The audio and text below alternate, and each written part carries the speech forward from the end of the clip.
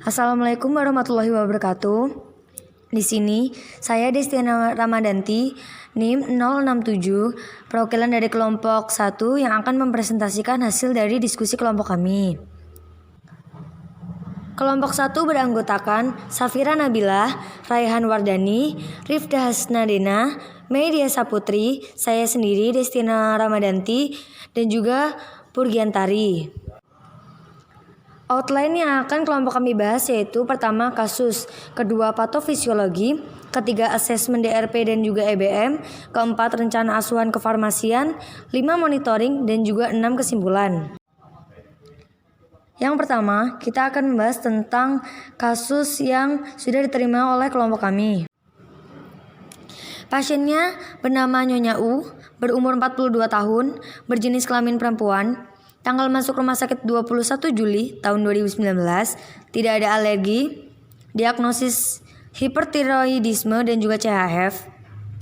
Riwayat masuk rumah sakit, berdebar-debar sejak 4 jam yang lalu, nyeri seluruh tubuh, di leher terdapat benjolan sekitar 6 cm imobil, riwayat penyakit dahulu, hipertiroid 10 tahun terakhir, baru pengobatan 1 bulan terakhir. Riwayat penggunaan obat yaitu amlodipin 10 mg dan juga kandesartan 1 kali 8 mg. Untuk tanda-tanda vital pada pasien bisa dilihat di slide.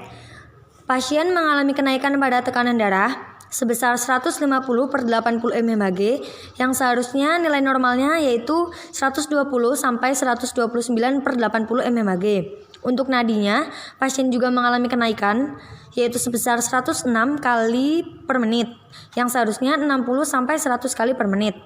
Untuk suhunya, pasien juga mengalami kenaikan sebesar 38 yang seharusnya nilai normalnya yaitu 36,2 sampai 37,5 derajat Celcius. Untuk nafasnya, pasien juga mengalami kenaikan sebesar 28 yang seharusnya nilai normalnya 12 sampai 20 kali per menit. Untuk data laboratoriumnya, T4-nya rendah yaitu sebesar 0,39, TSH-nya juga rendah yaitu 0,08. Untuk T3-nya mengalami kenaikan yaitu sebesar 2,73. Untuk keluhannya yaitu nyeri seluruh tubuh. Kemudian pemeriksaan penunjangnya pada tanggal 21 Juli, hasil EKG-nya yaitu sinus takikardia, right bundle branch block, cannot rule out inferior myocardial infarction, possible left atrial enlargement. Terapi pengobatan pada saat di rumah sakit, pasien diberikan paracetamol sebanyak 3 kali 500 mg per oral pronenata. Kemudian propiltiuracil 2 kali 100 mg per oral. Kemudian propanolol 2 kali 10 mg per oral pada tanggal 21, 22, dan juga 23 Juli. Yang kedua yaitu patofisiologi. Patofisiologi hipertiroid. Pada hipertiroid, konsentrasi TSH plasma menurun karena ada sesuatu yang menyerupai TSH, yaitu TSI, yang merupakan antibodi yang berikatan dengan reseptor yang sama untuk TSH. TSI merangsang aktivasi CAMP sehingga kondisi hipertiroid muncul. Karena itu, pada pasien hipertiroid, konsentrasi TSH menurun.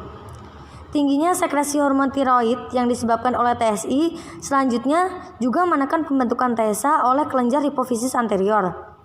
Pada hipertiroidi, kelenjar tiroid dipaksa mensekresikan hormon hingga di luar batas, sehingga untuk memenuhi hal tersebut, sel-sel sekretori kelenjar tiroid membesar.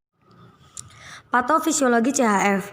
Hipertiroidisme dapat dicirikan oleh keadaan curah jantung yang tinggi dengan peningkatan luar biasa dalam denyut jantung dan preload jantung sehingga pengurangan resistensi pembuluh darah perifer menghasilkan sirkulasi hiperdinamik. Preload jantung atau volume diastolik ujung vertikal kiri meningkat sebagai akibat dari peningkatan volume darah dan peningkatan fungsi diastolik. Peningkatan relaksasi diastolik dengan adanya T3 disebabkan oleh regulasi fosfolamban yang menurun dengan meningkatkan fosforilasi dan peningkatan regulasi SERCA-2. Selain itu, T3 mempromosikan relaksasi pembuluh darah perifer. Ini mengurangi resistensi vaskuler sistemik yang selanjutnya bertanggung jawab atas penurunan tekanan perfusi ginjal dan untuk aktivasi sistem renin-angiotensin-aldosteron atau RAS dengan konsekuensi peningkatan penyerapan natrium dan volume darah. Oleh karena itu, jantung hipertiroid meningkatkan kinerjanya melalui modulasi beban hemodinamik. Yang ketiga yaitu asesmen DRP dan juga EBM. Asesmen DRP dan EBM. Problem mediknya ada hipertiroid dan juga CHF. Subjektifnya, untuk hipertiroid berdebar-debar, nyeri seluruh tubuh, di leher terdapat benjolan sekitar 6 cm immobile. Objektifnya, untuk hipertiroid, T4 bebasnya 0,39 Ng/dl, TSH-nya 0,08, T3-nya 2,73. Untuk CHF-nya, subjektifnya tidak ada. Untuk objektifnya, yaitu hasil EKG sinus takikardia, right bundle branch block, cannot rule out inferior myocardial infarction, possible left atrial enlargement. Untuk hipertiroid, DRP-nya yaitu terdapat obat yang lebih efektif. Menurut Dipiro et al. Tahun 2017, metimazol lebih poten 10 kali lipat daripada propilteurasil dan menurut Juwita et al. 2018, metimazol merupakan lini pertama pengobatan hipertiroid. Untuk EBM-nya, menurut Juwita et al. Tahun 2018, metimazol sebagai terapi lini pertama, sedangkan propilteurasil merupakan terapi lini kedua. Untuk pengobatan hipertiroid yang hanya digunakan jika pasien alergi atau memiliki kontraindikasi terhadap metimazol karena kepatuhan pasien yang rendah dan efek samping berat seperti hepatotoksik. Metimazol juga 10 kali lebih poten daripada propilteurasil menurut Dipiro et al. Tahun 2017. Berikut kelompok kami lampirkan bukti screenshotan hasil literatur yang kelompok kami telah temukan. Yang pertama yaitu Juwita et al. Tahun 2018 dan juga Dipiro et al. Tahun 2017. Untuk DRP yang kedua yaitu underdose. Menurut Dipiro et al. Tahun 2017 dan Kahali et al. Tahun 2010, dosis propranolol untuk pasien hipertiroid adalah 20-40 mg 4 kali sehari. Pada kasus ini, pasien hanya menerima 20 mg propranolol perharinya, sehingga disebut underdose. Untuk EBM-nya, yaitu pada kasus pasien diberikan propranolol dengan dosis 2 kali 10 mg per hari. Menurut Dipiro et al. Tahun 2017 dan Kahali et al. 2010, dosis propranolol untuk pasien hipertiroid adalah 20-40 mg 4 kali sehari. Dosis propranolol yang dapat menghambat perubahan T4 menjadi T3 adalah dosis tinggi yakni 40 mg 4 kali sehari. Sehingga dosis yang digunakan adalah 40 mg 4 kali sehari. Untuk DRP yang ketiga penyakit hipertiroid yaitu ada ADR. Terdapat interaksi moderat antara propranolol dengan metimazol yang menyebabkan perubahan efek propranolol dan dapat menyebabkan peningkatan efek samping seperti detak jantung tidak teratur, nafas pendek, pusing, dan juga pingsan. Untuk EBM-nya, terdapat DRP berupa ADR, yakni interaksi obat yang bersifat moderat antara metimazol dan juga propranolol. Jika kedua obat digunakan secara bersamaan, dapat meningkatkan efek samping dari propranolol, seperti detak jantung tidak teratur atau tidak normal, sesak nafas, pusing, lemah, atau pingsan. Efek samping ini dapat meningkat dikarenakan clearance dari propranolol dapat menurun saat kondisi eutiroid tercapai setelah penambahan antitiroid yakni metimazol, sehingga perlu dilakukan monitoring clearance propranolol. Untuk CHF, pada kasus ini Pasien didiagnosa mengalami CHF. Diketahui dari hasil pemeriksaan laboratorium berupa EKG, terdapat abnormalitas dari jantung yaitu sinus takikardia, adanya kemungkinan pembesaran atrium kiri, right bundle branch block yang merupakan indikasi terjadinya CHF menurut Perki tahun 2015. Untuk DRP CHF yaitu ada kebutuhan terapi tambahan. Menurut Osuna et al. Tahun 2017 dan Biondi et al. Tahun 2010, terapi primer untuk gejala jantung pada CHF akibat dari hipertiroid diberikan terapi diuretik dan juga beta blocker. Pengobatan dengan beta blocker adrenergic bertujuan untuk mengurangi denyut jantung dan diuretik digunakan untuk meminimalkan gejala kognitif. Untuk EBM-nya, pasien sudah mendapatkan terapi beta blocker yaitu propranolol, sedangkan terapi diuretiknya belum diberikan. Menurut Tipiro et al. Tahun 2017, pemberian diuretik juga dapat meningkatkan toleransi olahraga dan kualitas hidup dan juga dapat mengurangi rawat inap dari HF-nya. Menurut Pam dan Justin tahun 2017, loop diuretik merupakan diuretik yang menjadi pilihan pertama untuk diresepkan pada pasien gagal jantung. Begitupun dengan furosemid. Jika dibandingkan dengan torsemid terkait bioavailabilitasnya, torsemid lebih tinggi dibanding furosemid, yaitu 80-100%. Untuk furosemid yaitu lebih bervariasi antara 10-100%. Bergantung dengan individunya. Namun, penggunaan torsemid dicadangkan pada pasien yang telah menunjukkan beberapa tingkat resistensi diuretik terhadap furosemid. Kemudian dibandingkan dengan bumatenid, belum terdapat penelitian yang membandingkan dengan furosemid terkait dampak hasil klinis yang belum jelas. Maka diberikan terapi tambahan yaitu loop diuretik berupa furosemid dengan dosis 40 mg sehari sekali. Ini kami lampirkan untuk DRP-CHF, bukti dari screenshotan literatur yang telah kelompok kami temukan. Kemudian ada rencana asuhan kefarmasian. Rencana asuhan kefarmasian untuk penyakit hipertiroid. Di sini kelompok kami merekomendasikan yang pertama, penggantian terapi PTU atau propyltiuracil dengan metimazol yang merupakan terapi lini pertama untuk pengobatan hipertiroid. Dosis metimazol yang digunakan yaitu sebesar 40 mg. Untuk edukasinya, setelah 4-8 minggu menggunakan terapi metimazol, gejala hipertiroidisme akan berkurang dan kadar hormon tiroid akan kembali seperti semula atau normal. Nah, saat inilah regimen pengurangan dosis dapat dilakukan setiap bulannya dengan dosis pemeliharaan metimazol adalah 5-30 mg sehari.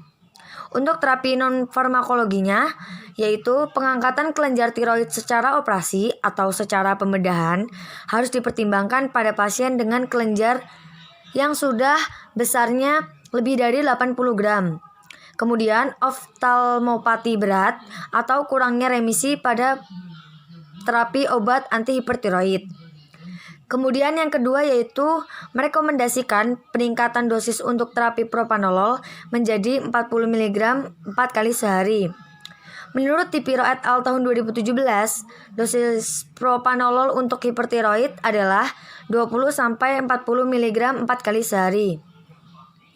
Di mana dosis tinggi yakni 40 mg 4 kali sehari, propranolol dapat menghambat perubahan T4 menjadi T3. Untuk edukasinya, perlu dilakukan monitoring secara ketat efek dari propranolol jika obat propranolol digunakan bersamaan dengan metimazol, menurut Drugs tahun 2020. Rencana asuhan kefarmasian untuk hipertiroid yang ketiga, yaitu merekomendasikan terapi untuk penggunaan paracetamol tetap diteruskan, bertujuan untuk meringankan rasa nyeri akibat dari gejala hipertiroid. Untuk dosis yang diberikan yaitu 3 kali 500 mg dalam sehari. Edukasinya, paracetamol bersifat obat simptomatik sehingga dapat dihentikan jika gejala nyerinya atau demamnya sudah membaik. Rencana asuhan kefarmasian untuk penyakit CHF yaitu merekomendasikan terapi tambahan. Terapi tambahan yang diberikan untuk pasien yaitu dengan menambahkan furosemid dengan dosis 40 mg sehari sekali. Terapi diuretik ini bertujuan untuk meminimalkan gejala kongestif. Menurut Tipiro et al. Tahun 2017, pemberian diuretik juga dapat meningkatkan toleransi olahraga, kualitas hidup, dan juga mengurangi rawat inap dari HIV-nya. Edukasi yang diberikan yaitu monitoring terkait kadar elektrolit tubuh, khususnya kalium dan juga magnesium.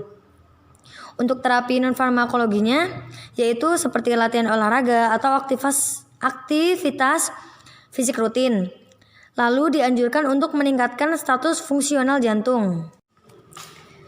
Kemudian dilakukan monitoring pada tiap-tiap obatnya.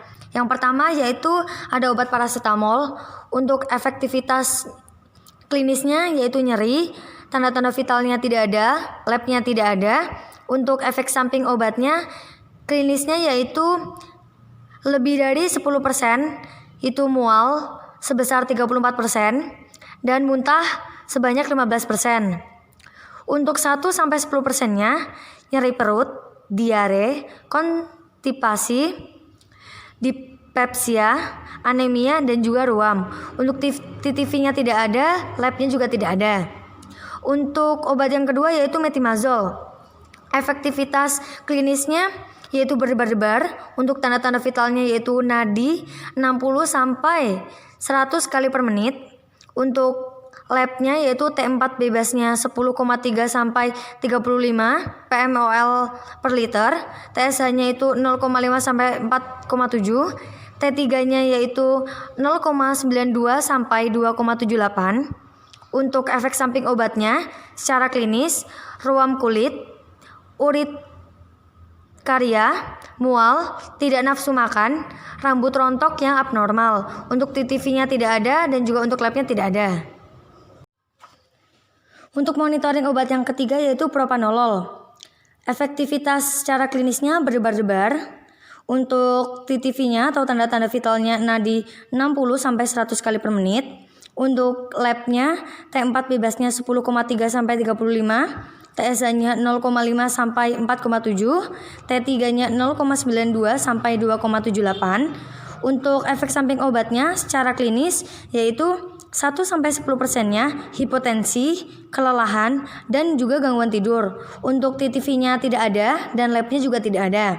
Kemudian yang keempat yaitu furosemid. Untuk efektivitas klinisnya tidak ada, untuk tanda-tanda vitalnya tidak ada, untuk labnya yaitu ada pemeriksaan EKG normal.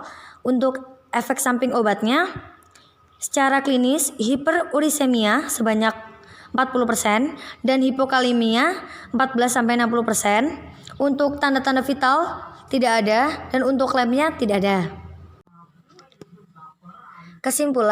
Kesimpulannya yaitu DRP yang ditemukan pada kasus ini adalah yang pertama, adanya terapi kurang efektif pada pengobatan hipertiroid, maka direkomendasikan penggantian terapi PTU untuk pengobatan hipertiroid dengan metimazol dengan dosis 40 mg.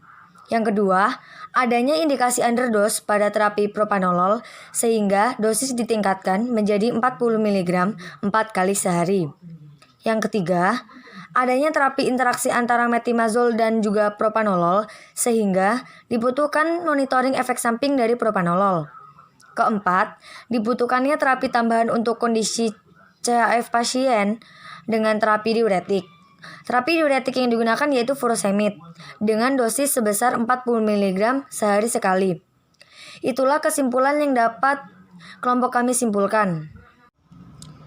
Berikut ini kami lampirkan beberapa referensi yang dipakai oleh kelompok kami. Demikian hasil diskusi dari kelompok kami. Semoga bermanfaat dan juga terima kasih kepada teman-teman yang telah memperhatikan.